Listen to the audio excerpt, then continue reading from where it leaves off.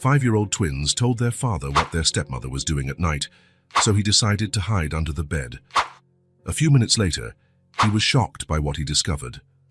The late afternoon sun bathed the well-kept garden, its vibrant colors reflecting the joy radiating from two small figures running among the flowers. Emily and Olivia, identical 5-year-old twins, were like butterflies in constant motion, their laughter echoing across the property like a charming melody. Emily, with her golden curls bouncing at every step, chased a bright blue butterfly dancing in the air, always out of reach. "Come here, you pretty butterfly," she called, her high-pitched voice full of determination and childlike fascination.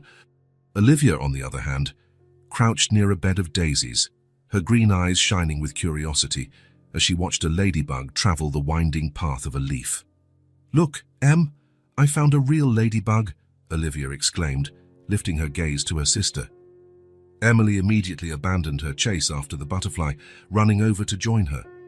The two girls, dressed in matching denim overalls and colorful t-shirts, knelt together, their heads almost touching as they marveled at the tiny red insect. From a window on the second floor of the imposing Victorian-style house, Michael watched his daughters with a tender smile on his lips. At 38, the successful businessman exuded an aura of confidence and charm, but his dark brown eyes carried a shadow of melancholy. Widowed for 3 years, Michael devoted every spare moment to his precious daughters, determined to fill the void left by the loss of their mother. Running a hand through his dark hair, lightly graying at the temples, Michael took a deep breath, feeling a mix of gratitude and nostalgia. The twins were the living image of his late wife, Sarah. Each smile, each burst of laughter was a bittersweet reminder of the love he had lost and the abundant love he still had. The sound of tires at the garage entrance caught Michael's attention. He glanced at his wristwatch, a gift from his father when he took over the family business.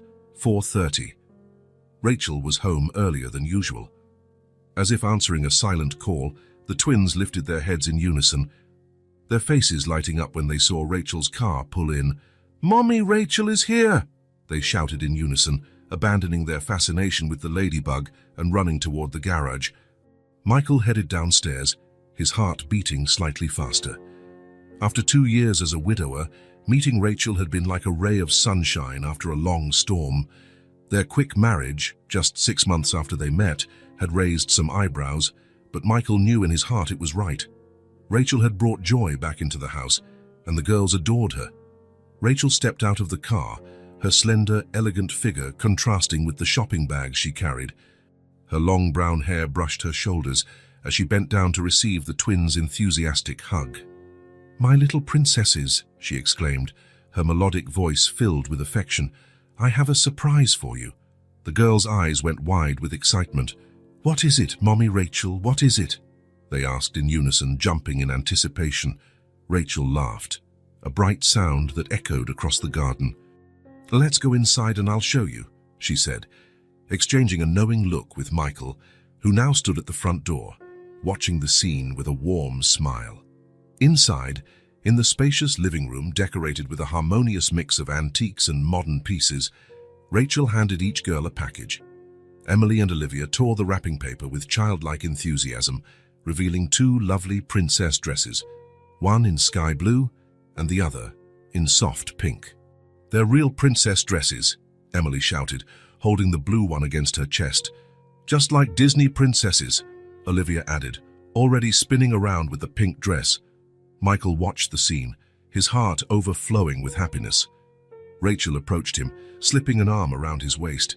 "Aren't they adorable?" she murmured, resting her head on his shoulder. "They're perfect," Michael replied, kissing Rachel's forehead gently. "Just like you." Night fell gently over the Hartley house, bringing with it the tempting aroma of dinner being prepared. In the spacious, modern kitchen, Rachel moved gracefully between the stove and the central island, putting the finishing touches on an elaborate ratatouille, while Michael opened a bottle of red wine. The twins, still wearing their new princess dresses, sat at the dining room table, coloring excitedly in their activity books. The clink of silverware being laid out by Michael blended with the occasional giggles from the girls, creating a perfect domestic symphony. "Girls, time to put away your coloring books," Rachel called, her voice soft yet firm. "Dinner's almost ready." Emily and Olivia promptly obeyed, putting away their crayons and books before running off to wash their hands. Michael watched them with a smile, amazed at how perfectly Rachel had adapted to the role of mother. Soon the family was gathered at the table, the delicious aroma of ratatouille filling the air. Michael poured a small glass of grape juice for each of the girls, making them feel grown up as they toasted with the adults. "To our family," Michael said, raising his wine glass. "To our family," Rachel and the twins echoed, the clinking of their glasses sealing the moment of unity. Conversation flowed naturally during dinner, with the twins eagerly sharing their day's adventures in the garden. Rachel listened attentively, asking questions and laughing at the fantastic stories the girls wove. "And then the ladybug said it wanted to be a princess too," Olivia concluded, her eyes shining with excitement. "But ladybugs can't talk, silly," Emily corrected, rolling her eyes in a surprisingly mature way for a 5-year-old. "In my story, they do," Olivia retorted, pouting. Rachel intervened gently, avoiding a potential conflict. "What a wonderful story, Olivia. Maybe we can write a book about the ladybug princess tomorrow. What do you two think?" The twins agreed enthusiastically, their little disagreement forgotten in the face of a new adventure. Michael watched the interaction with a mix of admiration and gratitude. Rachel had a gift for dealing with the girls, always knowing exactly what to say to calm them or spark their imagination. After dessert, a delicious homemade apple pie that made the twins lick their lips, Rachel began clearing the table. Michael got up to help, but she stopped him with a gentle gesture. "You had a long day at the office, sweetheart," she said affectionately.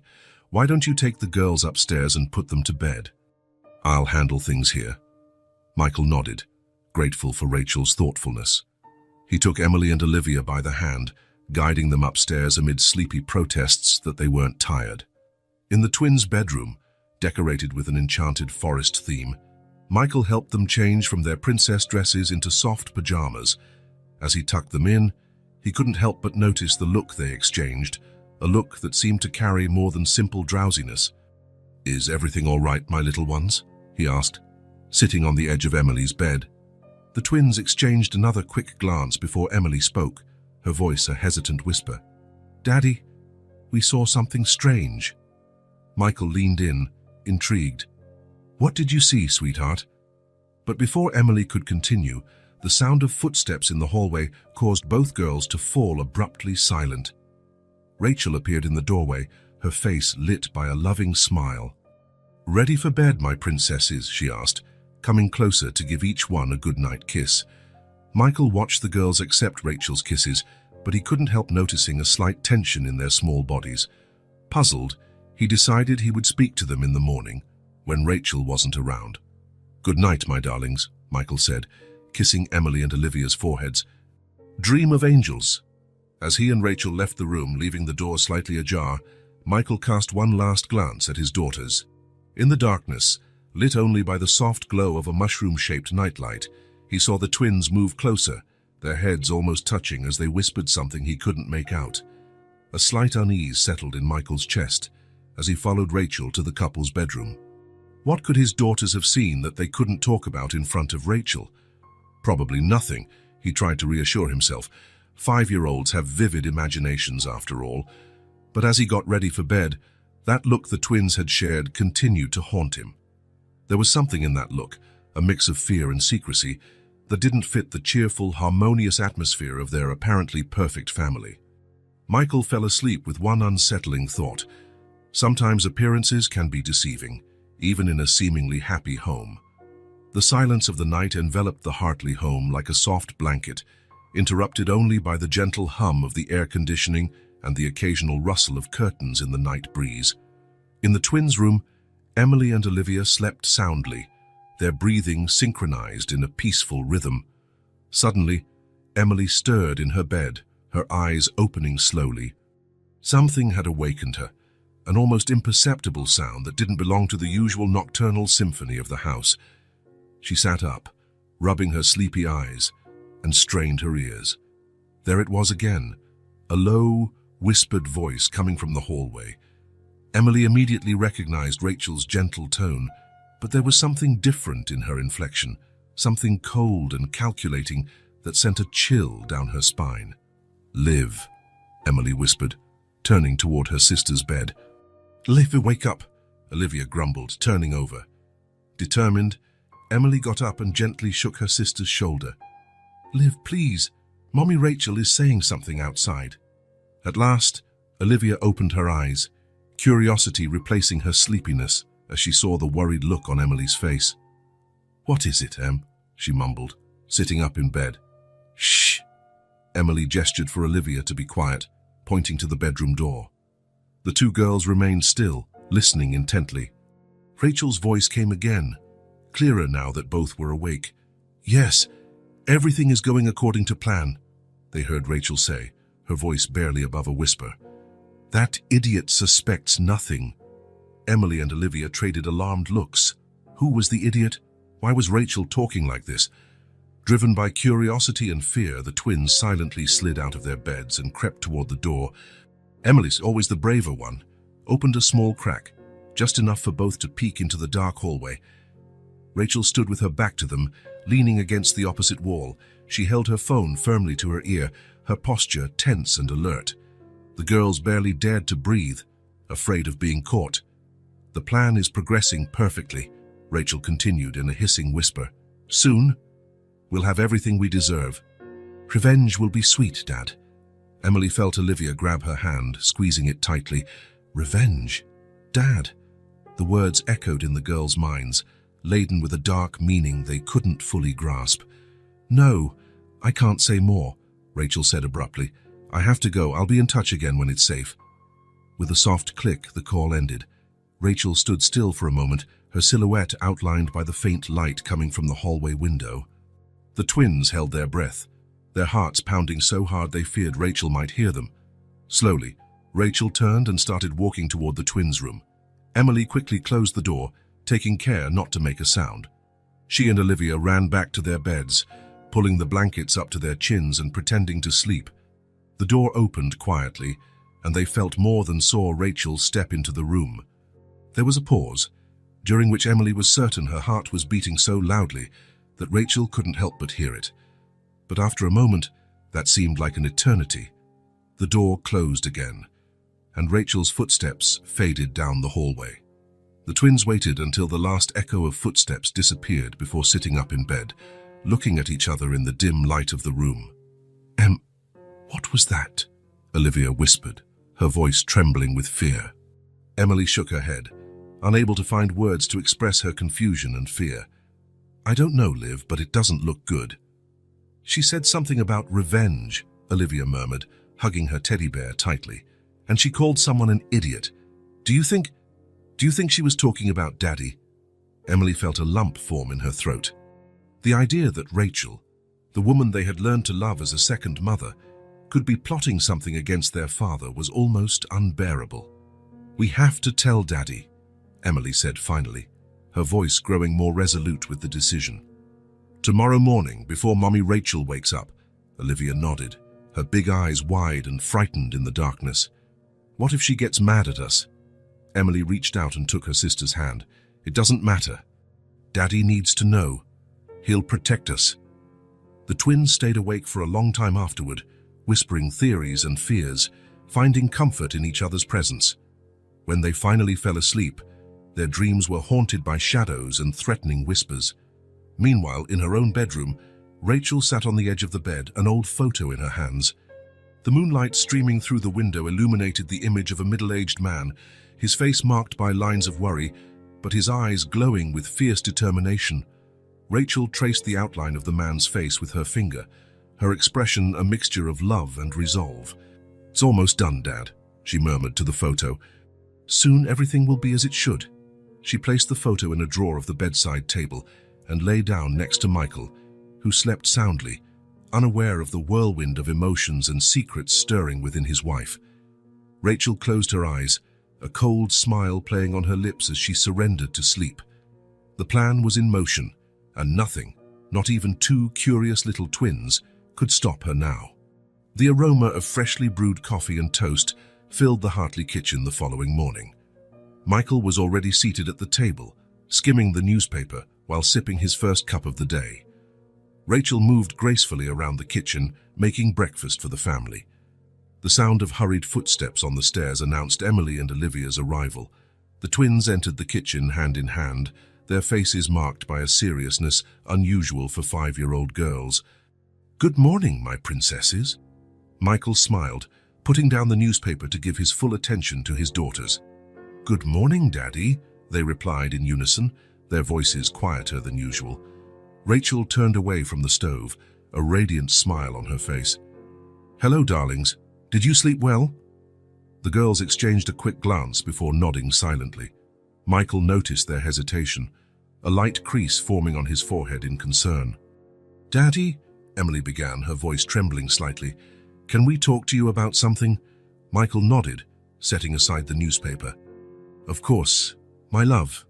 What is it?" Olivia opened her mouth to speak, but just then, Rachel placed 2 plates of pancakes in front of the girls. "Here you go, my little ones. Pancakes with strawberry syrup, your favorites." The twins looked at the pancakes, then at Rachel, and finally at Michael. The hesitation on their faces was palpable. "Thank you, Mommy Rachel," Olivia murmured, picking up her fork without enthusiasm. Michael observed the scene with growing concern. His daughter's behavior was clearly out of character. He was about to insist they tell him what was bothering them when Rachel interrupted again. "Michael, darling, don't forget we have that lunch with the investors today," she said, sitting down at the table with her own cup of coffee. "It's very important for the company," Michael nodded, remembering the commitment. "Oh, right. Thanks for reminding me, sweetheart." The twins lowered their eyes to their plates, poking at their pancakes without really eating. The rest of breakfast passed in an unusual silence, broken only by Rachel's occasional attempts to start a conversation. When he finished his coffee, Michael stood up, kissing Rachel on the cheek. "I need to go. I have an early meeting today."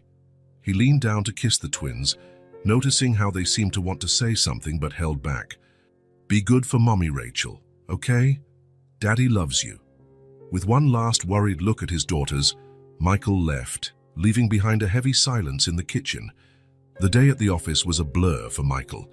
His mind kept drifting back to his daughter's strange behavior during breakfast. Between meetings and phone calls, he found himself glancing at the photo of the girls on his desk, worried about what could be upsetting his normally cheerful, carefree daughters. When he finally got home in the late afternoon, Michael found the twins playing in the garden under Rachel's watchful eye. But even from a distance, he could see something was off. The girls played in silence, their movements mechanical, lacking their usual joy and energy. "Hey, family," he called, forcing a cheerful tone in his voice. Rachel turned, smiling. "Hello, darling, how was your day?" The twins looked up, their eyes lighting up when they saw their father. "Daddy!" they shouted in unison, running to meet him. Michael knelt, hugging his daughters tightly. He could feel the tension in their small bodies, reinforcing his concern. "Hey, how about we all go get some ice cream?" Rachel suggested, walking over to the group. "I think we deserve a treat after a long day." The girls looked at their father as if asking for permission. Michael nodded, hoping that a family outing might ease the tension he felt emanating from his daughters. The afternoon at the ice cream parlor was pleasant, but Michael couldn't help noticing how Emily and Olivia kept looking around, as if on guard. They answered Rachel's questions with short, forced responses, their smiles never fully reaching their eyes. Back at home after dinner, Michael decided it was time to find out what was going on. While Rachel cleaned up in the kitchen, he took the girls to his upstairs office. "All right, my little ones," he began, sitting in his leather chair and pulling the twins onto his lap. "I want you to tell me what's going on. You've been so quiet and worried today. Is something bothering you?" Emily and Olivia exchanged nervous glances, and for a moment, Michael thought they wouldn't speak. But then, like a bursting dam, the words began to flow. "Daddy," Emily started, her voice trembling slightly. "Last night, we heard Mommy Rachel talking on the phone." "She was whispering," Olivia added, her big eyes filled with fear. "And saying strange things," Michael frowned, a sinking feeling forming in his stomach. "What kind of strange things, sweethearts?" The twins took turns telling Michael everything they had heard. The mention of a plan, the word revenge, a reference to Rachel's father. Michael listened in silence, his expression growing more serious as their story unfolded. When the girls finished, tears glistened in both pairs of eyes. "Daddy," Emily sobbed, "is Mommy Rachel planning something bad?" Michael hugged his daughters tightly, his heart breaking at their distress, but his mind struggling to process what he had heard. Part of him wanted to dismiss immediately the idea that Rachel could be plotting something. After all, she had brought so much happiness into their lives in the past months. But another part, the part that always trusted his daughter's instincts, couldn't completely ignore their worries. "Listen, my princesses," he said at last, his voice calm and reassuring. "I'm very glad you told me this. That was very brave of you." "You believe us, Daddy?" Olivia asked, her voice small and hopeful. Michael hesitated for a moment. "I believe that you heard something that scared you," he said carefully. "But sometimes, when we only hear part of a conversation, especially at night, we can misunderstand what's being said." The twins looked disappointed, and Michael hurried to continue. "But I promise you, I'm going to look into this, okay? I'll pay very close attention and see if I notice anything strange." Emily and Olivia nodded, looking slightly more at ease. Michael hugged them again, feeling the weight of responsibility bearing down on him. He loved Rachel. He trusted her, but his daughter's well-being would always come first. After putting the girls to bed, Michael found himself sitting alone in his office, an untouched glass of whiskey before him. His mind was awash with conflicting thoughts, replaying not only the conversation he'd had with his daughters, but also the past months since Rachel had entered their lives. He vividly recalled the day they met. It was at an art gallery, during an exhibition by a mutual friend. Rachel was standing in front of an abstract painting, her delicate profile illuminated by the gallery's soft lighting. Michael, who rarely felt attracted to anyone since his wife's death, felt inexplicably drawn to her. They talked for hours that night about art, literature, and their lives. Rachel spoke of her work as a financial consultant, her passion for travel, and the recent loss of her father. Michael, in turn, opened up about the pain of losing his wife and the challenges of raising two young daughters alone. The romance that followed was like a whirlwind. Rachel was everything Michael could have wanted in a partner: intelligent, caring, and wonderful with the twins. In just 6 months, they were married, and Rachel had moved into the Hartley home, bringing a new wave of joy and stability. But now, sitting alone with his thoughts, Michael couldn't help questioning how quickly everything had happened. Had there been something he hadn't noticed, some sign he had ignored in his hurry to find happiness again? Michael shook his head, trying to push away those doubts. Rachel had been nothing but loving and attentive since they married. She was a dedicated wife and a caring stepmother. The idea that she could be plotting something seemed absurd. And yet, his daughter's words echoed in his mind. The fear in their eyes was real, he was sure of that. What if there was some truth in what they heard? Making a decision, Michael stood and walked to the window, gazing at the dark garden outside. He couldn't simply dismiss his daughter's concerns. They deserved for him to investigate, even if just to prove there was nothing to worry about. With a determined sigh, Michael began outlining a plan. He needed to see for himself what Rachel did at night, when she thought everyone else was asleep. The thought of spying on his own wife made him uncomfortable, but he knew it was necessary, both to reassure his daughters and to quell his own growing doubts. In the days that followed, Michael watched Rachel carefully, looking for any sign of suspicious behavior. To his simultaneous frustration and relief, she seemed the same as ever, affectionate with the girls, attentive to him, efficient in her work both at home and at the office. The twins, on the other hand, remained tense and wary around Rachel, though they tried to hide it. Michael reassured them constantly, reminding them that he was keeping an eye on the situation. Finally, after nearly a week of discreet observation, Michael decided it was time to take more direct action. He carefully planned his night watch, choosing an evening he knew Rachel would stay up late working on an important project. That night, after tucking the twins in with a goodnight kiss and a silent promise of protection, Michael prepared for his secret vigil. He told Rachel he had work to do in his office and would probably go to bed late. "Don't worry about waiting up for me, sweetheart," he said, kissing her gently. "I know you have that big project to finish." Rachel smiled appreciatively. "Thank you for understanding, honey. Don't stay up too late, okay?" Michael nodded, feeling a pang of guilt for his deception, but the anxious look he'd seen in his daughter's eyes earlier that day strengthened his resolve. He spent the next few hours in his office, pretending to work while actually making final preparations for his nighttime mission. He checked the batteries on his small flashlight, ensured his phone was fully charged, and even considered installing an audio recording app in case he captured any suspicious conversation. As he got ready, Michael couldn't help feeling a mixture of anxiety and determination. He sincerely hoped he would find nothing suspicious, that this was all just a misunderstanding. But if something was wrong, he was determined to uncover it and protect his family at all costs. With his preparations complete, Michael sat in his chair, glancing at the clock. Now all he could do was wait and brace himself for whatever the night might reveal. The clock on the wall of Michael's office read 11:30 p.m. when he finally decided it was time to put his plan into action. Moving silently, he left the room and headed to the twins' bedroom, his heart pounding hard in his chest. The house was wrapped in an almost tangible silence, broken only by the soft hum of the air conditioning and the occasional creak of settling wood. Michael paused for a moment outside Emily and Olivia's door, taking a deep breath to steady his nerves.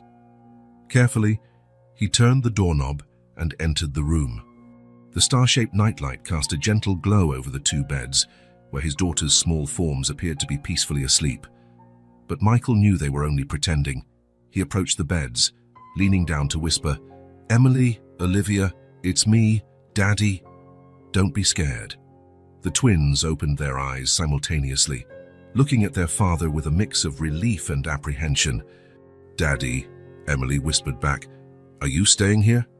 Michael nodded, pressing a finger to his lips to signal silence. "I'm going to hide under your bed, Emily. I need to see what Mommy Rachel does at night. You two keep pretending to be asleep, no matter what happens, okay?" The girls nodded, their eyes wide with a blend of fear and excitement. Michael gave each a quick kiss on the forehead before moving to Emily's bed. With some difficulty, he contorted himself to fit in the tight space beneath it, silently thanking his exercise routine. Once in position, Michael gave a thumbs-up signal to the twins, who closed their eyes and settled into their beds, feigning sleep. Silence fell over the room again, heavy and full of anticipation. Minutes dragged by like hours. Michael could hear his daughter's soft breathing, occasionally broken by a restless movement or a nervous sigh. He himself struggled to keep his breathing calm and quiet, aware that the slightest sound could give him away. Then, shortly after midnight, the almost imperceptible sound of footsteps in the hallway put Michael on high alert. His entire body tensed as the bedroom door opened slowly, and he saw Rachel's feet step into the room. Rachel moved quietly through the room, stopping first by Olivia's bed. Michael couldn't see what she was doing, but he could hear her gentle breathing and the faint rustle of fabric. "Poor, sweet, foolish Olivia," Rachel whispered, her voice so low that Michael could barely hear it. "So trusting, so easy to fool. You have no idea what's coming, do you?" Michael felt his blood run cold.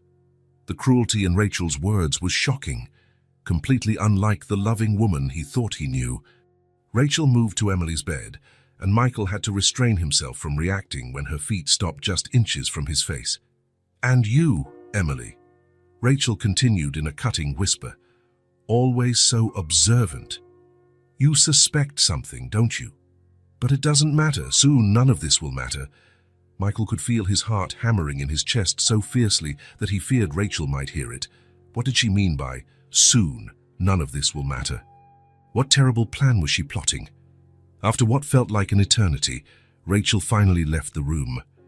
Michael waited a few seconds before crawling out of his hiding spot, looking at his daughters with a mixture of horror and fierce protectiveness. Emily and Olivia opened their eyes, silent tears rolling down their cheeks. It was clear they had heard every cruel word from Rachel. "Shh, it's okay," Michael whispered, hugging them both. "Daddy's here. Nothing bad will happen to you." Before he could say more, the sound of Rachel's voice in the hallway caught his attention. She seemed to be on the phone again, her tone slightly louder than before, but still conspiratorial. "Yes, Dad, everything is going according to plan," they heard Rachel say. "Michael suspects nothing. The offshore accounts are ready to receive the transfers." Michael felt a knot form in his stomach. Offshore accounts? Transfers? What was she talking about? "We need to speed up the plan," Rachel continued. "We can't risk those little brats discovering anything. I've already noticed they're suspicious." Michael held his daughters more tightly, feeling them tremble in his arms. "Yes, I understand." Rachel answered a question they couldn't hear. "Revenge will be complete. Michael will lose everything, just like you lost everything because of his father. The company, the fortune, even his precious little girls, all of it will be ours." Michael could hardly believe what he was hearing.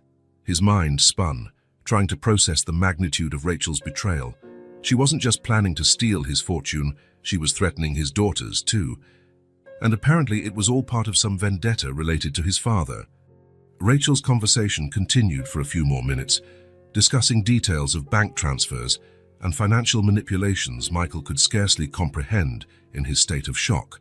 When they finally heard her footsteps retreating down the hallway, probably returning to her office, Michael allowed himself to release the breath he hadn't realized he was holding. He looked at Emily and Olivia, their faces pale with fear in the faint glow of the nightlight.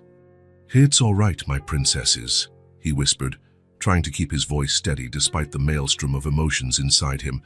"Daddy won't let anything bad happen to you." "Daddy?" Emily whispered tearfully.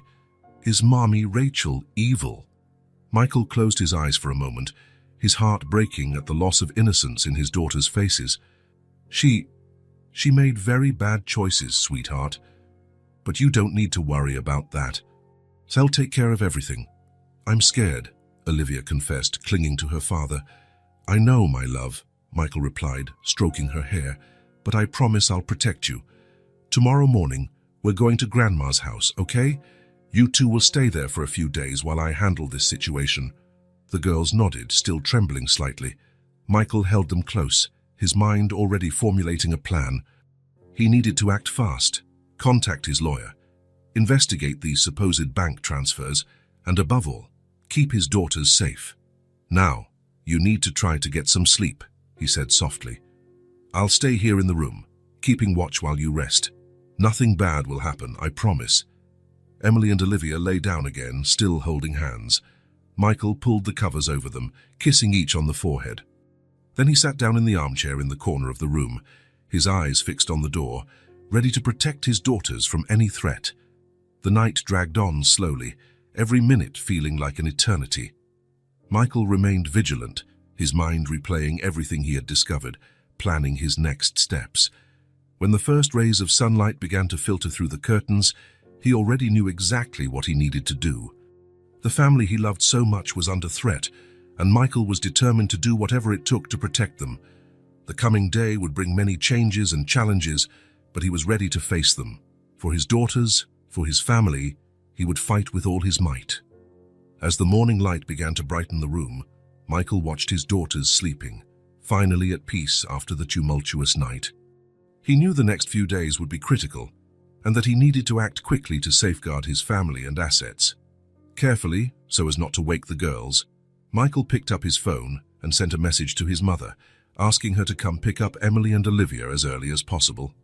Next, he called his lawyer, scheduling an emergency meeting for that morning. While waiting for the twins to wake, Michael began making a mental list of all the actions he needed to take. Freeze bank accounts, review recent financial documents, increase security at home and at the office. Rachel's betrayal was deep, and he knew the battle ahead would be tough. When Emily and Olivia finally opened their eyes, Michael was there with a reassuring smile, ready to face whatever the future might hold. He embraced them tightly, once more promising he would protect them no matter what. "Remember, my princesses," he said gently, "Daddy loves you more than anything in the world. We'll get through this together." The girls nodded, their eyes still filled with worry but trusting in their father's promise. Michael helped them dress and pack their bags for Grandma's house, explaining it would be like a mini vacation while he dealt with some work problems. When they heard Rachel moving in the hallway, Michael tensed but stayed calm for the girls' sake. He led them to the kitchen, where he prepared a quick breakfast, determined to get them out of the house before Rachel could interact with them too much. As soon as the twins' grandmother arrived, Michael placed the girls in the car, giving them goodbye kisses and assuring them he would see them soon. He watched the car drive away, feeling both relief that they were safe and determination to resolve the situation as quickly as possible. Returning inside, Michael prepared for the confrontation he knew was inevitable. Rachel was in the kitchen, apparently unaware of the storm about to break. "Good morning, sweetheart," she smiled, offering him a cup of coffee. "Where are the girls?" Michael looked at her, seeing her for the first time not as the loving wife he thought he had, but as the threat she truly was. "They went to spend a few days with my mother," he answered coldly. "Rachel, we need to talk." Rachel's smile faltered for a moment, but she quickly regained her composure. "Of course, honey. About what?" Michael took a deep breath, bracing himself for what was to come. The battle was only just beginning, but he was determined to protect everything he loved, no matter the cost. "About everything," he said firmly. "About you, your father, and the plan you have to destroy my family and my company." The shock on Rachel's face was momentary, quickly replaced by a cold, calculating expression Michael had never seen before. In that moment, he knew the woman he had loved had never really existed. The game had begun, and he was determined to win. In the days following the shocking revelation about Rachel, Michael immersed himself in methodical, discreet investigation. Determined to uncover the truth about the woman he had married, he began digging into Rachel's past with caution, aware that any misstep could alert her to his suspicions. His first move was to hire a trusted private investigator, someone who could look into Rachel's background without raising suspicion. Michael provided the investigator with every detail he knew of Rachel's story, including the supposed bankruptcy of her father, which now seemed to be the central point of the entire plot.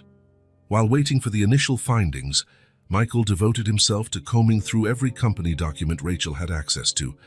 He spent extra hours at the office, claiming important projects, while in reality combing through records and reports in search of irregularities that might be linked to his wife's suspicious activities. As the days passed, Michael began to notice subtle changes in Rachel's behavior. She seemed more alert to his movements, casting questioning glances when he arrived home late or locked himself in his office for long periods. The tension between them, while not explicit, was palpable. "Is everything all right, sweetheart?" Rachel asked one evening, her tone sweet but tinged with suspicion. "You seem so distant lately." Michael forced a smile, hating the need for subterfuge. "Just work stress, love. We've got a big project underway." Rachel nodded, not looking entirely convinced. "Well, don't push yourself too hard." "I miss you." Michael's heart ached as he recalled how he had fallen for this woman, who was now proven an imposter. "I know, I'm sorry. I promise it'll get better soon." The twins, Emily and Olivia, were not oblivious to the growing tension between the adults. Their watchful, worried eyes observed Michael and Rachel's interactions, noting the hushed conversations that ended abruptly when they entered a room, the tense looks exchanged between them. One afternoon, while playing in the yard, Emily whispered to Olivia, "Do you think Daddy found out something about Mommy Rachel?" Olivia shrugged, her usually cheerful face lined with worry. "I don't know, but they've been acting so weird. I'm scared I am." Emily hugged her sister. "Me too, Liv, but Daddy promised he'd protect us, remember?" The girls went on playing, but the weight of the situation was evident in their small shoulders. Meanwhile, the first reports came in from the private investigator, revealing disturbing facts. Rachel's story about her father's bankruptcy was riddled with inconsistencies. Records showed that her father's company hadn't gone bankrupt the way she claimed, but rather undergone a suspicious restructuring, with large sums of money moving to offshore accounts. These revelations only increased Michael's resolve to discover the full truth. He decided more surveillance was needed inside his own home. Under the guise of improving family security, he hired a company to install a new camera system. What Rachel didn't know was that, in addition to the visible cameras, Michael had hidden devices placed in strategic spots around the house, including the office she often used. Installing the hidden cameras was a tense process. Michael had to carefully orchestrate times when Rachel would be out of the house, coordinating with the security team to install the devices quickly and without leaving any trace. Every minute was precious, and Michael's heart raced at every unexpected noise, fearing Rachel might return at any moment and discover his plan. One night, while Rachel slept, Michael snuck into her office. Heart pounding, hands trembling, he began rifling through drawers and files. That was when he found a folder hidden at the back of a locked drawer. Inside, financial documents that made little sense at first glance, but which Michael, with his business-trained eye, recognized as evidence of sophisticated financial manipulation. He took photos of each page with his phone, barely able to contain his anger and disappointment. Each document was yet another proof of Rachel's betrayal. Complex charts, mismatched numbers, and what seemed to be a code for illegal transactions, all hidden under his nose for months. In the days that followed, Michael noticed a change in Rachel's behavior toward the twins. She seemed more attentive, almost excessively affectionate. At first, he thought it might be guilt, but he soon realized there was something more sinister at play. Rachel began asking seemingly innocent questions of the girls about Michael's work, his schedule, his meetings. The twins, still confused and frightened by what they had heard that fateful night, became more withdrawn. They gave short answers, avoiding eye contact with Rachel. One afternoon, Michael accidentally overheard a conversation between Rachel and Olivia. "Sweetheart, do you know if Daddy has been working on anything special lately?" "He seems so busy," Rachel asked, her voice dripping with sweetness. Olivia hesitated, casting a quick glance at the door where Michael was hiding. "I don't know," she mumbled. "Daddy doesn't talk much about work." Rachel sighed, a note of frustration in her voice. "I see. Well, if you hear anything, let me know, okay? It's important that Mommy Rachel knows so she can help Daddy." Michael's blood boiled. Rachel was using his own daughters to spy on him. He had to act quickly. The secret cameras began to reveal a disturbing pattern. Michael watched in horror as Rachel subtly manipulated the twins, pressing them for information while threatening them in veiled ways.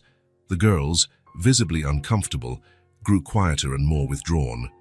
"Remember, darlings," Rachel said in one recording, her voice sweet but carrying a hint of threat, "it's very important we keep our little secrets. Daddy would be very upset if he knew you were talking about things you shouldn't." The twins only nodded, their eyes wide with fear. This manipulation of the children was the final straw for Michael. He knew he had to protect his daughters at all costs, but he also needed enough evidence to expose Rachel completely. That night, after tucking the girls into bed, Michael spent hours in his office, meticulously examining his company's financial records. That was when he discovered a series of suspicious bank transfers. Small amounts, carefully disguised, were being siphoned into an unknown account. Added together, these transfers represented a significant sum. Michael traced each transfer, his heart sinking with each new discovery. The money was moving through a complex series of accounts, making it nearly impossible to track its final destination. It was an elaborate scheme, clearly planned by someone with deep knowledge of finance and money laundering. Shocked and enraged, Michael was about to confront Rachel when he heard her voice from the hallway. She was on the phone, speaking quietly. Silently, he approached his office door, listening closely. "Yes, Dad." "Everything is going according to plan," Rachel whispered. "Michael seems a bit suspicious, but he has no idea what's really happening. The transfers are almost complete." There was a pause while she listened. "No, those brats don't know anything useful. But don't worry, it's almost time. Soon, we'll have everything we deserve." Michael felt a chill run through him. Rachel's plan was nearing its final stage, and he needed to act quickly to protect his family and his company. With the evidence he had collected, financial documents, hidden camera recordings, records of suspicious bank transfers, Michael knew he had enough to expose Rachel. But he also knew he had to be careful. Rachel and her father seemed to have resources and connections he still didn't fully understand. As Rachel ended her call and headed back to her office, Michael remained in his own, his mind working feverishly. He had a plan beginning to form, a plan to turn the tables on Rachel and her scheming father. The puzzle pieces were falling into place. The fabricated story of Rachel's father's bankruptcy, the suspicious bank transfers, the manipulation of the children, it was all part of a bigger plan, a carefully orchestrated vendetta.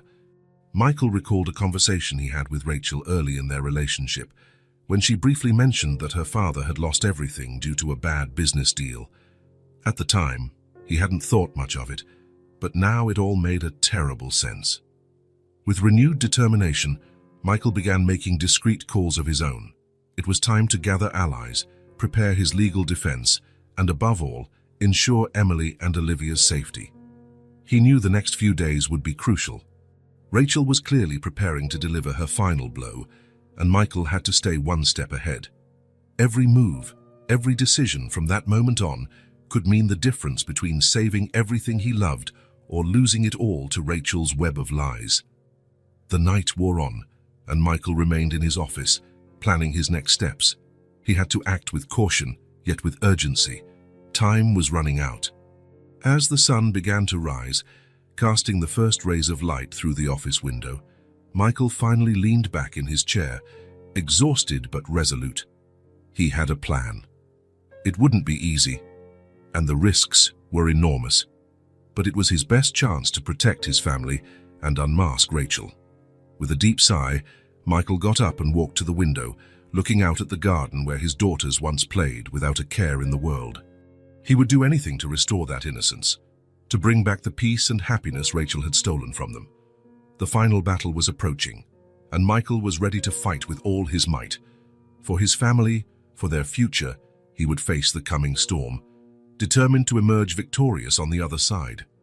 With that comforting certainty in mind, Michael left his office and headed to the kitchen to start breakfast. He knew he had to keep up appearances a little while longer, acting normal as he finalized his plans. As he made pancakes, his daughter's favorite, Michael heard Rachel's soft footsteps on the stairs. He forced a smile, determined not to reveal his suspicions. "Good morning, sweetheart," Rachel said, entering the kitchen with her usual smile. "You're up early today," Michael nodded, flipping a pancake. "Yes, I have an important meeting this morning. I thought I'd make a special breakfast for the girls before I leave." Rachel came closer, kissing him on the cheek. "You're a wonderful father, Michael." He felt a knot in his stomach at those words, knowing the falsehood behind them. But he maintained his composure, determined not to tip his hand. Soon Emily and Olivia walked into the kitchen, still in their pajamas, their hair messy. Their faces lit up at the sight of the pancakes, but Michael noticed their hesitation when they saw Rachel. "Good morning, my princesses," he said, serving them pancakes. "Did you sleep well?" The girls nodded silently, sitting at the table.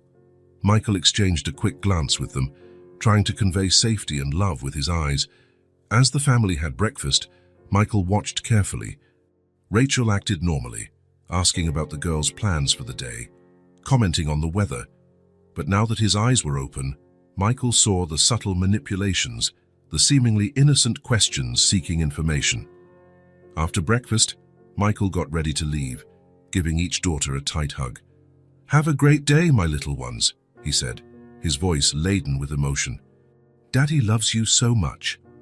On his way out, Michael cast one final glance at Rachel, who stood at the door waving. Their eyes locked for a moment, and he wondered if she could sense the storm brewing. With a determined sigh, Michael got into his car. The day ahead wouldn't be just another day at the office. It would be the beginning of the end of this farce, the first step in his mission to unmask Rachel and protect everything he loved. Driving to the office, Michael mentally reviewed his plan. He knew the next few days would be critical. The battle for truth, justice, and his family's future was about to begin, and he was more than ready to fight it. Michael arrived at the office early, determined to seize every minute before the workday officially started. With trembling hands fueled by anxiety and adrenaline, he turned on his computer and accessed the online banking system. Taking a deep breath to calm himself, Michael navigated to the statements of the joint accounts he held with Rachel. His eyes scanned the lines of transactions, looking for anything out of the ordinary. At first, everything appeared normal. Household bills, routine purchases, Nothing immediately suspicious. But then he saw it. A series of transfers, each to different accounts, in amounts that seemed random at first glance. Michael frowned, focusing on the details. The amounts varied, but added together over time, they represented a significant sum. Heart-pounding, Michael opened his personal calendar, comparing the transfer dates with his records. A troubling pattern emerged. The transfers coincided perfectly with the nights he had heard Rachel making suspicious phone calls. "My God," Michael muttered, running a hand through his hair in frustration and disbelief. Determined to learn more, Michael began a meticulous process of tracing those transfers. Each account led to another, and another, forming a complex financial maze. He found himself in a tangle of offshore accounts, shell companies, and international transactions that seemed designed to confuse and mislead. Hours passed without Michael noticing, fully absorbed in his investigation.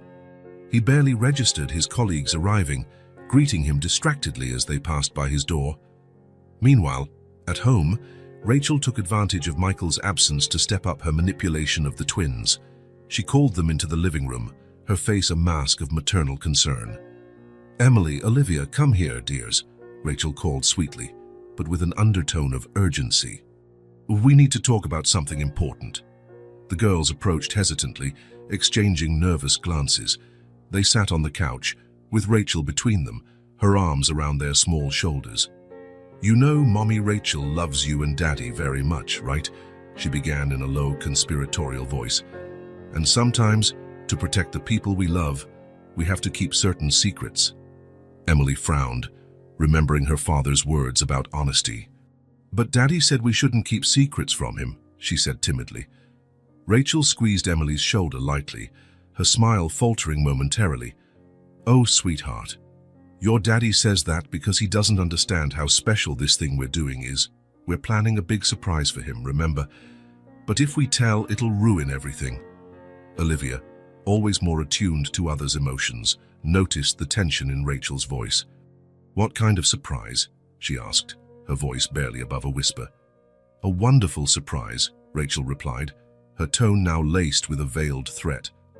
"But it'll only work if you're good girls and keep our secret. You don't want to disappoint Daddy, do you? It would be terrible if something went wrong because of a slip-up." The twins paled, clutching each other for comfort. They didn't fully grasp what was happening, but they could sense something was very wrong. Back at the office, Michael finally paused his investigation, rubbing his tired eyes. He had managed to trace some transfers to accounts in the Cayman Islands and Switzerland, but the trail grew increasingly complex from there. Glancing at the clock, Michael realized it was already past noon. He couldn't arouse suspicion by staying in the office all day. With a heavy sigh, he decided to go home for lunch, hoping to check Rachel's office one more time. Arriving home, Michael was greeted by an unusual quiet. He found Rachel in the kitchen, preparing lunch with studied calm. "Hello, sweetheart," she said, smiling. "I didn't expect you home for lunch today." Michael forced a smile. "I thought I'd surprise you. Where are the girls?" "Oh, they're playing in their room," Rachel replied casually. "They were a bit quiet today, so I suggested they rest for a while." Michael nodded, feeling a twinge of concern. "I'll go check on them before lunch," he said, heading upstairs. He found Emily and Olivia in their bedroom, sitting quietly on their beds, their little faces marked by a seriousness that broke Michael's heart. "Hey, princesses," he said softly, entering the room. "Is everything all right?" The girls looked at him, tears welling in their eyes. In an instant, they ran into his arms, silently sobbing. "Daddy," Emily whispered between sobs, "we're scared." Michael held his daughters close, his heart breaking at their anguish.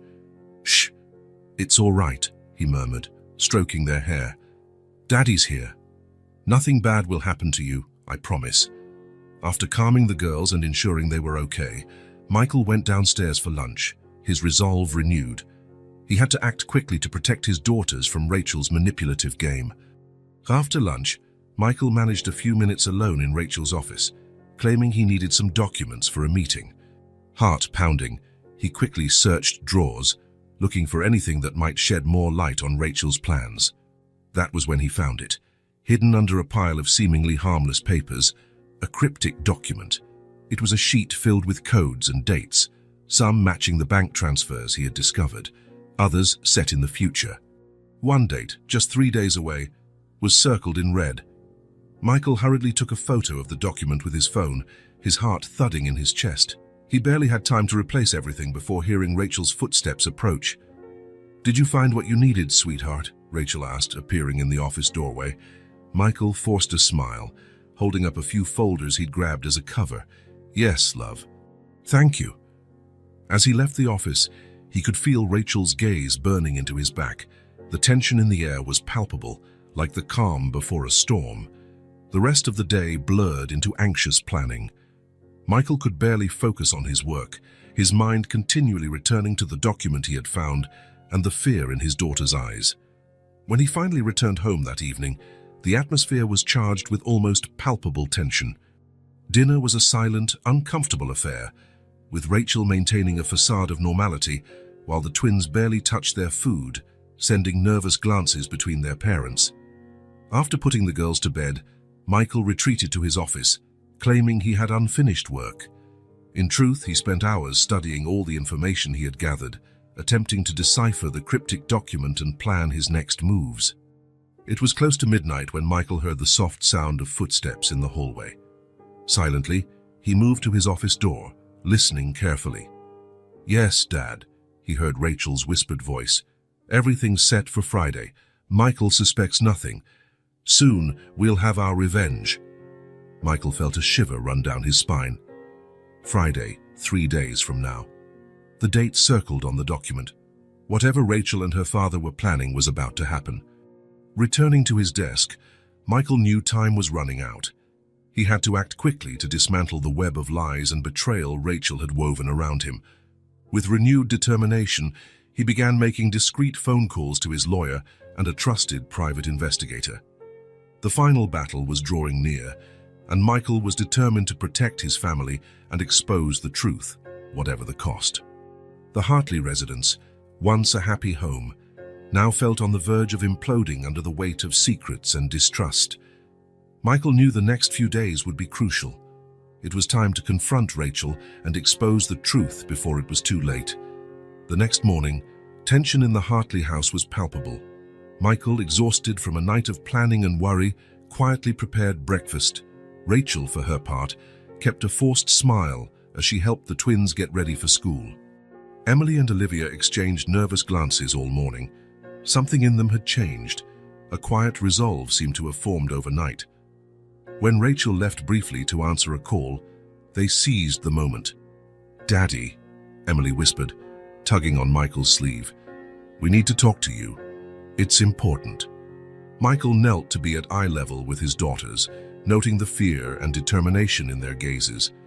"What is it, sweethearts?" Olivia glanced quickly at the door, making sure Rachel wasn't coming back. "Not here," she murmured. "After school. It's about Mommy Rachel." Michael's heart raced, but he maintained his composure, nodding gravely. "All right, princesses. We'll talk after school, I promise." The day dragged on for everyone. Michael could hardly focus on work, his mind swirling with worry over what his daughters might reveal. The twins, meanwhile, spent the school day anxious, counting down the minutes until they could confide in their father. When the time finally came to pick the girls up from school, Michael felt on the brink of a nervous breakdown. He spotted them at the gate, their faces serious in stark contrast to the other children's joyful departure.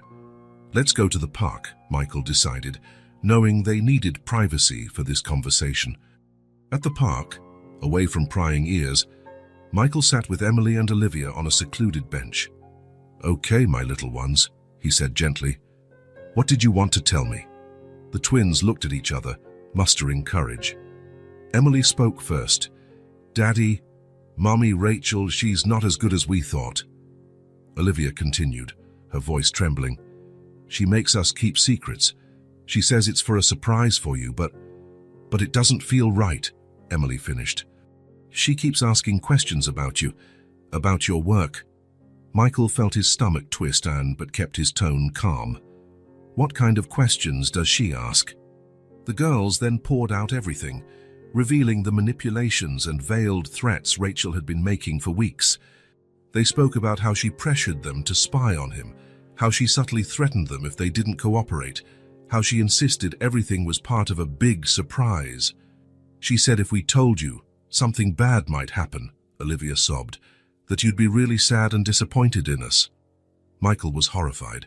He knew Rachel was manipulating the twins, but the extent of the emotional abuse was beyond what he had imagined. "Oh, my darlings," he said, hugging them tight. "You were so brave to tell me this. I'm so proud of you." Emily looked at him through tear-filled eyes. "You're not mad at us for keeping it a secret?" "Of course not," Michael assured her. "You didn't do anything wrong. Mommy Rachel was wrong to make you keep those kinds of secrets." He took a deep breath, knowing he had to be careful with his next words. "Listen, my princesses, what Mommy Rachel did was very, very wrong. She shouldn't have put you in this situation or made you feel scared." "What happens now, Daddy?" Olivia asked, her voice small and frightened. Michael hugged his daughters tighter. "Now, I'm going to take care of everything. I promise I'll fix this and keep you safe. Do you trust me?" The twins nodded, burying their faces in his chest. "Good," Michael continued. "For now, we need to act normally around Mommy Rachel. But if she asks you to keep more secrets or makes you feel uncomfortable, you come straight to me, okay?" "Okay, Daddy," they answered in unison. Michael kissed the top of their heads, his heart breaking for the innocence they had lost, yet filled with pride at their courage. Meanwhile, back home, Rachel was growing uneasy. The twins were late, and Michael wasn't answering her calls. A sense of unease settled in her stomach. When she finally heard Michael's car in the garage, Rachel rushed to the window. She saw the twins getting out, holding their father's hands. Something was different about them, a confidence that wasn't there in the morning. "Damn," Rachel muttered to herself, realizing she was losing control of the situation. The brats must have told Michael something. With trembling hands, she grabbed her cell phone and dialed a familiar number. "Dad," she said as soon as the call was answered, "we've got a problem. We need to speed up the plan now." As she hung up, Rachel heard the front door open. Plastering a smile on her face, she went to greet her family, knowing the final showdown was about to begin. The next morning, Michael woke before sunrise, his body tense with anticipation of what was to come. He knew every move from that point on would be critical. Quietly, he slipped out of bed, careful not to wake Rachel, who slept soundly beside him. In his office, Michael turned on his computer and initiated a secure video conference with his trusted lawyer, Dr. James Anderson, and the private investigator he had hired, Mr. Robert Miller. "Good morning, gentlemen," Michael greeted in a low voice. "Thank you for meeting with me so early." Dr. Anderson adjusted his glasses. "Michael, based on what you told us yesterday, the situation is serious. We need to act fast." "I agree," Mr. Miller said. "I managed to gather more information about Rachel's past and her father.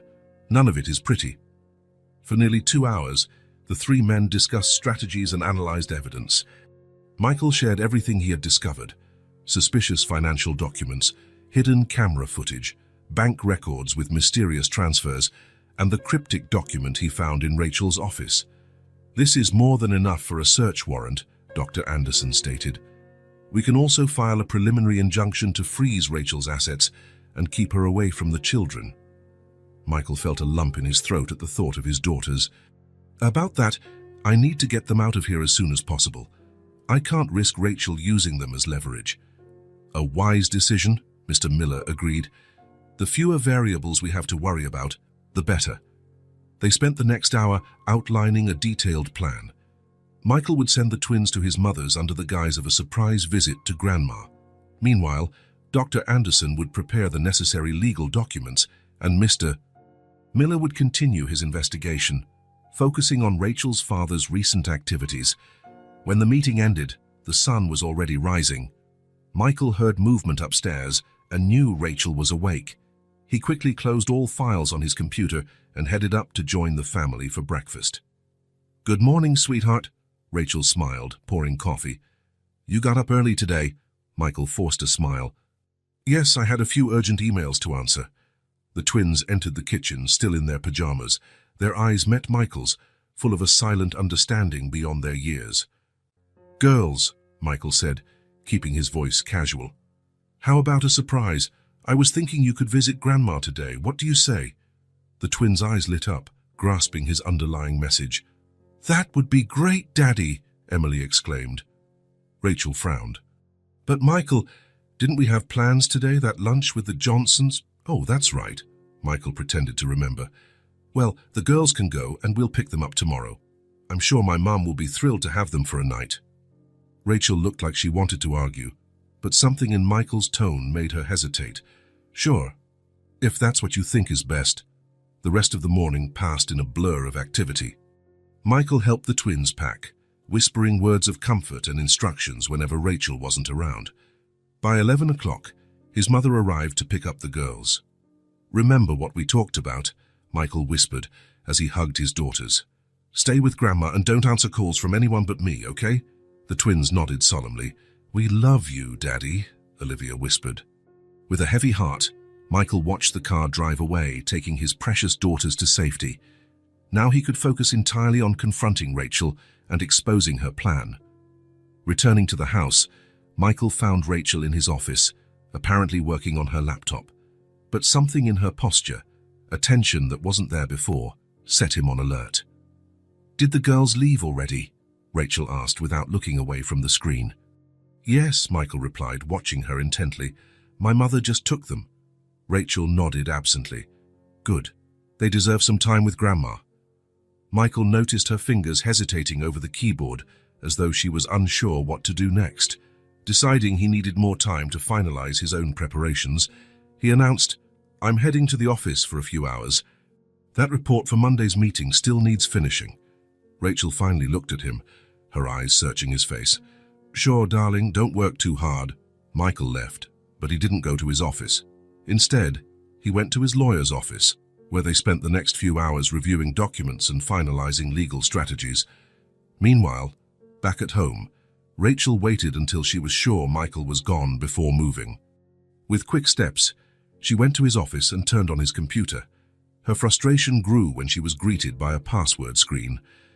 "Damn it, Michael," she muttered, trying various combinations without success. After several fruitless minutes, she gave up. Knowing she didn't have much time before Michael returned, Rachel picked up her phone and dialed a familiar number. "Dad," she said, as soon as the call was answered, "I think Michael knows something. The girls were sent to Grandma's and he's acting strangely. We need to move now." On the other end of the line, her father's voice sounded calm but urgent. "Understood, dear. Activate Plan B. I'll be there in 2 hours." When Michael finally arrived home in the late afternoon, he could feel the shift in the atmosphere.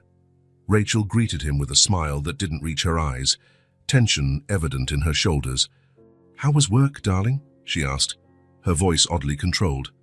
"Productive," Michael replied, watching her every move. "I managed to finish everything I needed." They stared at each other for a moment, both aware they were dancing around the truth, waiting to see who would make the first move. Michael decided it was time. He didn't know exactly what Rachel was planning, but he knew he couldn't wait any longer.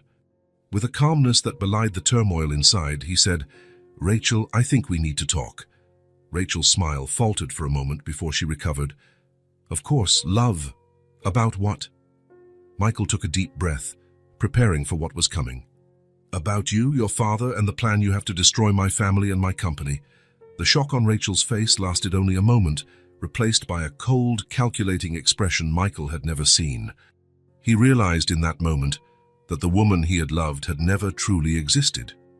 "Well, Michael," Rachel said, her voice now stripped of affection, "it looks like we've reached the final act of our little play. I must admit, you took longer to catch on than I expected." Michael felt a chill run down his spine. He had prepared for denial, maybe even tears and pleas. But this cold, confident Rachel before him was something he wasn't entirely ready for. "Why?" he managed, his voice rough with emotion. "Why do all this?" Rachel laughed, a humorless sound that echoed through the room. "Oh, Michael, you really have no idea, do you? Well, don't worry. All your questions will be answered soon. My father is on his ways, and then we can have a nice little family reunion. Michael felt his heart race. Rachel's father was coming. That wasn't in his plan. He needed to buy time, maintain control until his lawyer and the police could arrive. "There's no need to involve anyone else, Rachel," he said, trying to keep his voice steady. "We can settle this ourselves." Rachel studied him for a moment, her eyes cold and calculating. "You really think you have any control over this situation, don't you? How endearing. But I'm afraid things have gone too far to turn back now, darling." She moved toward the window, looking outside as though waiting for something. "You know, Michael, you should have been satisfied with the life we built. Everything could have been so simple. But you had to be the hero, right? Always trying to save the day."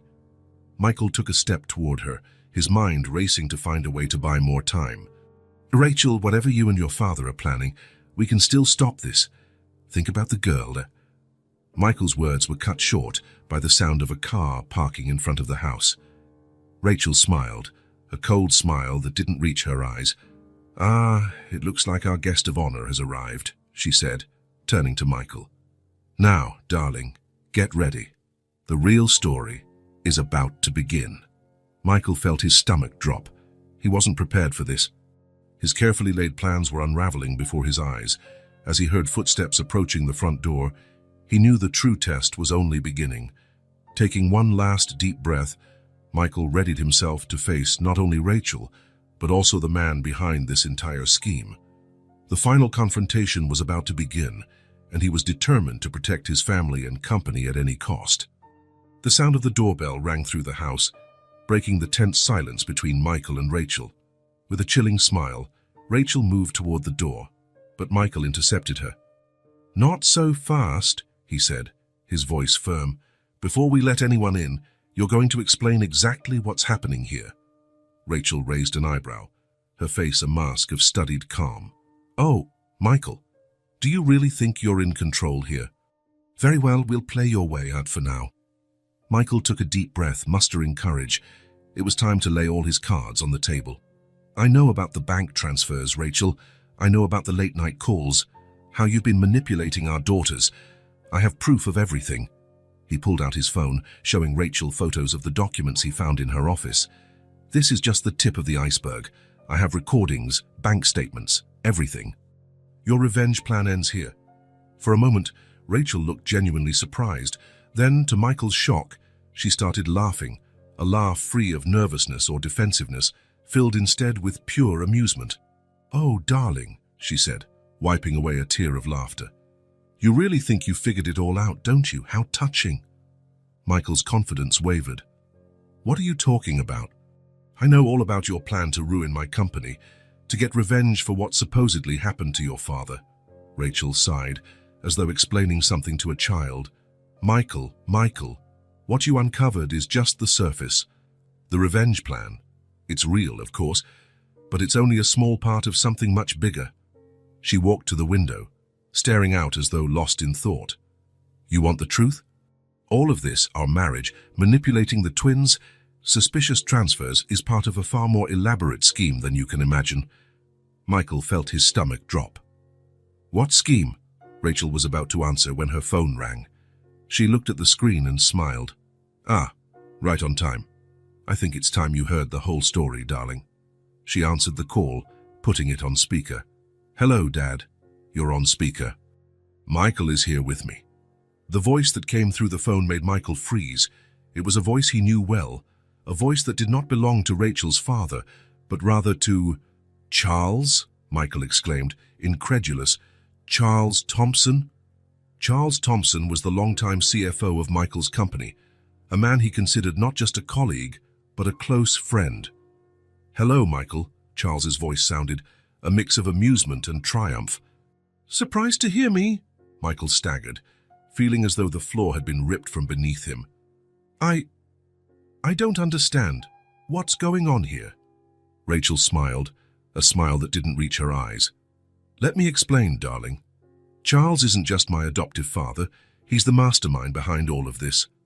But you told me your father went bankrupt," Michael stammered. "You told me about how he lost everything." "Oh, that story?" Rachel laughed. "A convenient fabrication. The bankruptcy was an elaborate sham, Michael. A way to escape massive debts and investigations closing in. Charles chimed in through the phone. You see, Michael, when I realized the walls were closing in, I needed an out. Faking my financial ruin and dying soon after was the perfect solution. It allowed me to start over, plan my return, and my revenge. Michael felt his head spin from the revelations. Revenge? Against who? Me. But why? Not against you specifically, Michael, Rachel explained. Against your father. Years ago, Charles's father and yours were business partners, but your father betrayed his, stealing the company right from under him. Charles swore he'd make the Hartley family pay one day. But my father died years ago, Michael protested. Why wait so long? Charles laughed bitterly over the phone. Revenge is a dish best served cold, Michael. I needed time to set everything up, to fully infiltrate your life and business. Rachel was essential to that. Michael looked at Rachel, the woman he thought he loved, now a stranger before him. So, everything was a lie. Our marriage, your love for the girls. Rachel hesitated for a moment, something flickering in her eyes that Michael couldn't decipher. The plan was the priority, Michael, but emotions, they can be complicated. Charles interrupted. Focus, Rachel. Michael, the revenge plan you discovered was just the tip of the iceberg, as Rachel said. In truth, it was a distraction to hide something much bigger. Michael frowned, his mind struggling to connect the dots. What? What could be bigger than destroying my company and my family? Rachel smiled, a cold and calculating smile. An international fraud on a grand scale, darling.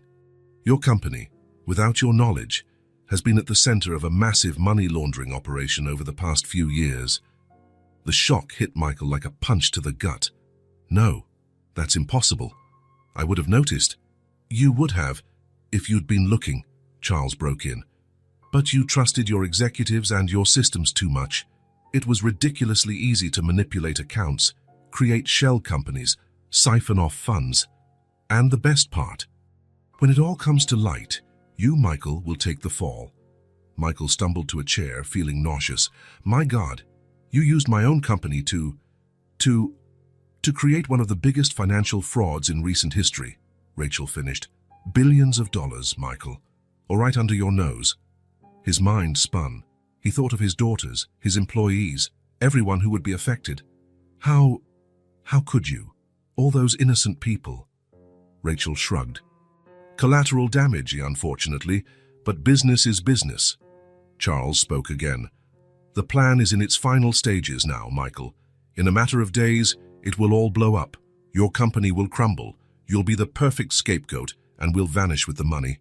Michael stood abruptly. Not if I can help it. I have proof. I can go to the police right now. Rachel laughed. With what proof, darling? Those documents you found, planted, the recordings, easily explained away. You have nothing solid against us, but we have a mountain of fabricated evidence against you. Michael felt the weight of reality crashing down on him. He was cornered, trapped in a web of lies and betrayal so elaborate he could scarcely understand its scope. And the girls? He asked, voice breaking. They're innocent in all this. For a moment, something like remorse crossed Rachel's face. The twins. They weren't part of the original plan, but they became useful. Manipulating them gave us access to the information we needed. Fury roared to life in Michael's chest. You used my daughters, innocent children. Business is business, Michael. Charles's cold voice sounded through the phone. There's no place for sentimentality here. Michael felt torn between the overwhelming desire to protect his family and the urgent need to face the looming legal consequences. He knew every second mattered now. What happens now? He asked, his voice laced with defeat. Rachel smirked. That cold smile Michael now realized never reached her eyes. Now, darling, you have a choice to make. You can try to fight this, go to the police, try to prove your innocence, or you can cooperate. Help us finalize a few transfers, be the perfect scapegoat, and maybe, just maybe, we'll be generous with what we leave for your precious daughters. Michael felt the weight of the world on his shoulders. Every option seemed worse than the last. To fight might mean losing everything and everyone he loved. To cooperate meant betraying everything he believed in. As the silence stretched out, broken only by the ticking of the clock, Michael knew he was facing the hardest decision of his life. The future of his family, his company, and his own freedom hung by a thread, and time was running out. The local FBI office was bustling that morning when Michael arrived, accompanied by his attorney. His decision to cooperate with the authorities had not been easy, but he knew it was the only way to protect what truly mattered: his daughters and his integrity. "Mr. Hartley," Special Agent Sarah Collins greeted him, "we're ready to take your statement." In the hours that followed, Michael revealed everything he knew about the fraudulent scheme orchestrated by Rachel and Charles. He provided documents, recordings, and details that would help dismantle the complex network of fraud. "I understand this isn't easy for you," Agent Collins said, "but your cooperation is key to bringing the real culprits to justice." Michael nodded, exhausted.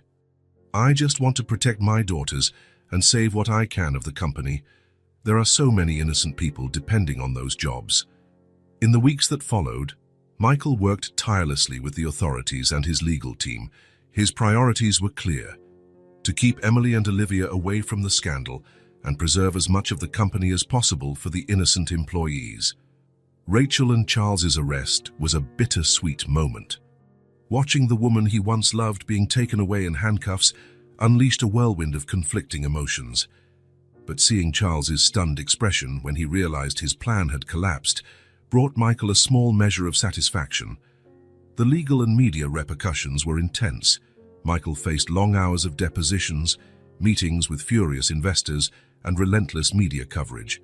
But amid the chaos, his focus remained on his daughters. Emily and Olivia returned home after weeks at their grandmother's. Michael received them with tight hugs and tears in his eyes. "Daddy," Emily said, her voice small but steady, "Mommy Rachel isn't coming back, is she?" Michael knelt, looking into his daughter's eyes. "No, sweetheart. Mommy Rachel did some very bad things, and now she's dealing with the consequences." To his surprise, the twins showed remarkable resilience. Olivia nodded solemnly. "We knew something was wrong. We're just glad to be home with you, Daddy." In the months that followed, life slowly found a new rhythm. Michael's company, though significantly downsized, survived the scandal. Many jobs were saved, thanks to Michael's tireless efforts.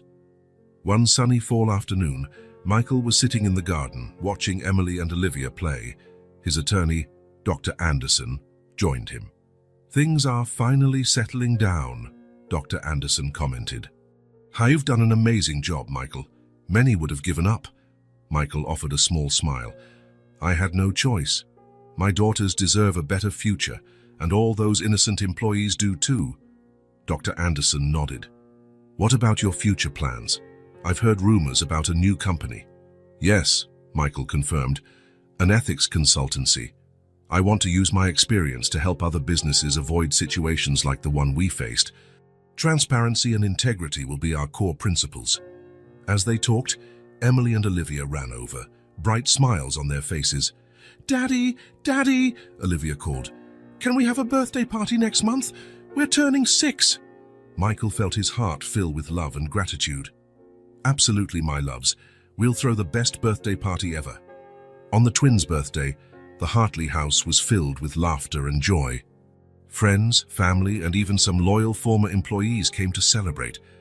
Watching his daughters blow out their candles, Michael reflected on the turbulent journey of the past months. They had faced betrayal, loss, and uncertainty, yet here they were, stronger and closer than ever. Later that night, with the twins finally asleep after a day of festivities, Michael sat on the porch, contemplating the future.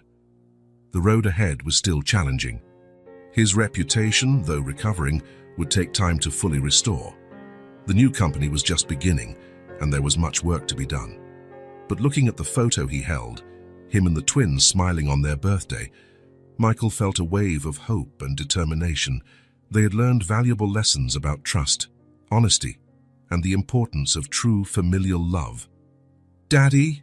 Emily's sleepy voice surprised him. She stood in the doorway, rubbing her eyes.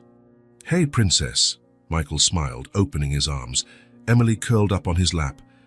"Can't sleep," she shook her head. "I was thinking, I'm glad it's just the three of us now. You, me, and Liv." Michael kissed the top of her head, feeling a lump in his throat. "Me too, my love. The three of us against the world, right?" Emily nodded, already nearly asleep again. Against the world. Carrying his daughter back to bed, Michael felt a deep certainty settle in his heart. The future might be uncertain, but with his daughter's love and the values he now clung to more firmly than ever, he knew they could face any challenge. The night was clear, the stars shining brightly in the sky. Michael paused for a moment at the window, gazing up at the vast expanse above. A new chapter was beginning for the Hartley family, a chapter of honesty, courage, and unconditional love. For the first time in a long while, Michael smiled wholeheartedly, ready to face whatever the future held with his precious daughters by his side. With that comforting certainty, Michael gently closed the twins' bedroom door and returned to the porch. The night was serene, a stark contrast to the turmoil of recent months. He allowed himself a moment of reflection, mentally revisiting the events that had transformed his life. Rachel's betrayal, the shocking revelation about Charles, the imminent collapse of his company, all of it now seemed like a distant nightmare. Yet the scars remained, constant reminders of the hard lessons learned. Michael picked up his phone, looking at his home screen where a recent photo of the twins beamed back at him. Their radiant faces, filled with innocence and hope, were the reason he had fought so hard. For them, he would continue to fight, building a brighter, safer future. His new ethics consulting firm was only in its infancy, but it had already attracted considerable interest. Many saw the value in someone who had faced and overcome such a significant ethical crisis. Michael was determined to turn his ordeal into something positive, helping other companies avoid the same pitfalls. As the night sky slowly gave way to the first light of dawn, Michael felt a renewed sense of purpose. The road ahead would be challenging, certainly, but he was no longer alone.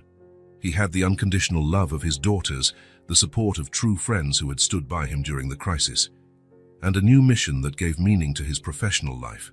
With one last glance at the horizon, now growing lighter, Michael went back inside. It was time to start a new day, a new stage. As he prepared breakfast for his daughters, he smiled, feeling a peace he hadn't experienced in a long time. The future was uncertain, but for the first time in months, that uncertainty didn't frighten him. Whatever fate held for the Hartley family, they would face it together, stronger, wiser, and more united than ever.